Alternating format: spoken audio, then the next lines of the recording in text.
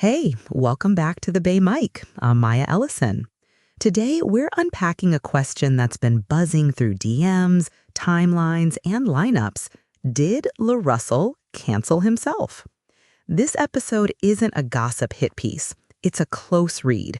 Who Larussell is, what happened, how fans reacted, and what this moment reveals about authenticity and accountability in indie hip-hop. With me is Darius D. Logic Holman, Oakland rapper, indie label consultant, and someone who's watched Larussell's backyard grind up close. Darius, thanks for being here. Appreciate you, Maya. Glad to be here. Man, this one's messy but important. Larussell's been a case study in building community, and when community turns critical, it's a test of everything: brand, humility, and art. Exactly. All right, quick primer for listeners who might have missed the chatter. Larussell comes from the Bay independent scene, backyard shows, merch moves, positivity-heavy messaging. People loved him for that accessibility and that real feel. Then, in the last couple months, a string of moments, a defensive live stream, a few posts fans read as tone deaf, and some business decisions that felt disconnected from his stated values set off a debate. Was this just a misstep, or did he effectively torpedo the trust he'd built? Yeah. To people on the outside, it looks like a few dumb posts. But when you're in the trenches building a brand on authenticity, those moments feel huge. It's like someone you looked up to telling you they weren't who you thought they were. Trust erodes fast. Let's walk through a simple timeline so we're grounded. Before the controversy, momentum. Backyard shows selling out, merch drops moving quick, collabs on the table, and a fan base that saw him as the man who talked about grind and gratitude. Then came the moments. A live stream where he got heated and snapped at a fan caller. A post about a pricing decision for exclusive merch and why he does it that way. And then a weekend argument with a local artist caught on camera where he seemed off-brand, inflated. Those clips spread. Fans split. Some stayed ride or die. Others felt betrayed. That's the spark. Right. And I'll add, context matters. When the live stream happened, he was exhausted after 3 shows in 4 days. But you don't get to bring that up when you've marketed honesty as your core value. Fans expected a different energy. So even if the reasons are real, the optics are brutal. Yeah, optics. People said he sounded entitled, like the work bought him untouchability. Then responses varied. Some fans defended him. We all get tired. Others posted receipts of past statements that seemed to contradict his actions. Playlists didn't immediately drop him, but engagement dipped on those posts. Some merch pre-orders slowed, and smaller promoters started asking questions about booking liability. It wasn't an overnight career stampede, but the conversation changed. That's the key. Cancellation isn't always a crater. Sometimes it's a bruise. You can lose favorable chatter, get fewer plugged shows, or see collaborators step back. But true industry-level cancellation, where brands cut ties, streaming placements vanish, and touring opportunities dry up, that takes more sustained fallout, or something more severe than being defensive on a live stream. Let's unpack what we mean by canceled in rap culture today. For listeners, canceling can mean a range, from social media pylons and trending calls for boycotts to concrete losses like dropped deals and radio silence. The question for Larussell is, are we seeing temporary backlash or structural consequences?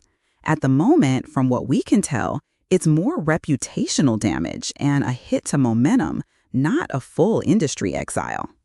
Yeah, I've noticed a slight drop in engagement metrics, nothing terminal, and a few collaborators pausing. But Larussell still sells tickets, and his core listeners are on his side to some extent. People in the West Coast indie circuit talk about him differently now, but they haven't closed the door. That's an important distinction. So, cancel culture versus consequences. I want to push back a little. Sometimes the online callouts force accountability that otherwise wouldn't exist. Other times, the call-out mentality becomes performative virtue signaling. How do you, as someone in the scene, parse that line, Darius? It's tricky. As artists, we want accountability. We want folks to be responsible because we know words and actions matter. But the internet's appetite for spectacle can turn a teachable moment into a pile-on. For me, it's about proportionality. Does the reaction match the action? And is there room for repair? If Larussell apologized, showed tangible changes, and did the work, that should weigh in the public's calculus. Totally. And that leads us into a structural point, the independent artist trap. Larussell built a brand around positivity, openness, and being from the block. That creates higher expectations. Fans don't just stream, they model themselves on you. So when artists monetize realness, constant live streams, merch with motivational quotes, exclusive community tiers, any contradiction looks like hypocrisy. Yeah, monetizing your persona creates a contract with the fan base. The more you pitch authenticity as a product, the less slack you get when you act human and messy. It's a double bind. You need to stay online and authentic to sell, but that visibility magnifies mistakes. A small misstep on the block used to be a local conversation. Now it's global in a few hours. And I want to stress, this isn't unique to Larussell. We see it with a lot of indie artists who put realness at the center. They sign an unspoken contract, align your life with the message. If you don't, your narrative fractures. At the same time, artists are people. So how do you balance the legitimate call for accountability with space for human growth? Transparency and action. If I were advising Larussell, step one, address it directly. Not a PR speak, "I'm sorry you feel that way," but a concrete conversation about what he did, why it was wrong, or how it came from a place of stress, and what he'll actually change. Step two, follow with consistent behavior. Don't just drop an apology and keep doing the same thing. Step three, recenter the art. Release music that shows reflection. That's how fans forgive, when they hear honesty in the work. I agree. And listeners respond to narrative arcs. Hip hop has a long tradition of redemption stories, artists who mess up and rebuild. Think about examples where a public persona evolved and the audience came back after sincere growth. It's not automatic, but it's possible. Right, look. Tyler, the Creator, had controversies early in his career and later reframed his image with mature releases and vulnerability, and the industry met him halfway. That's not the same as forgiving everything, but it shows the mechanism. Transformation plus sustained quality work can repair reputation. Let's be concrete about Larussell's possible paths. 1. He doubles down on the behavior and hides, which usually deepens backlash. 2. He issues a surface-level apology and moves on, which maybe calms the moment but doesn't rebuild trust. Or 3. He leans into accountability, conversations with people he upset, community work, music that addresses the moment, and a longer-term consistency plan. Which path is most realistic? Third, if he's serious about the career, the independent route gives him agility. He can respond on his own terms without label gatekeeping. That's an advantage if he uses it to be genuine. But the downside is that independent artists don't have big PR teams to coach them through apologies or damage control. So it comes down to personal awareness and the people around them. I want to flag a practical tactic. Let the art lead. Fans always come back for a song that captures real growth. Complement that with a public forum, maybe a live stream where he listens more than lectures, answers tough questions, and shows a plan. Not performative, but specific steps. And this is key, give time. Redemption rarely happens overnight. Also, collaborate carefully. Strategic features with respected peers who value the narrative of growth can send a message. But don't weaponize features as a shortcut to legitimacy. It has to feel earned. We should also talk supply and demand. Will listeners let him back in?